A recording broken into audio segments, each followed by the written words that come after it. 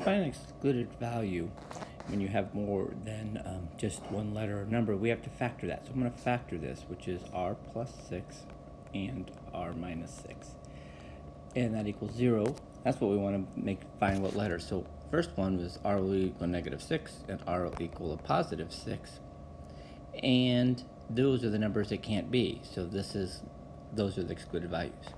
Now if we want to simplify these expressions, we want to go ahead and multiply. This would be a negative 12 and x to the 7th over 9 x to the 6th. And so we reduce our fraction. 3 goes into this 4 times, 3 goes into this 3 times, we get a negative 4/3. And if we do the letters, we subtract the exponents, so 7 minus 6 gives us x to the first power. And so this is our simplified answer. To simplify rational expression, then we can find the excluded values. So let's do that first, find our excluded values. So I'm going to factor the denominator. And by factoring the denominator, I get r plus 9, r minus 1.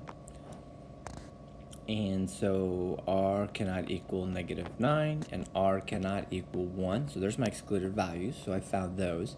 So now I simplify. Since I already have it factored, I'm going to factor the top. So I take out my greatest common factor. And I already have the bottom factored.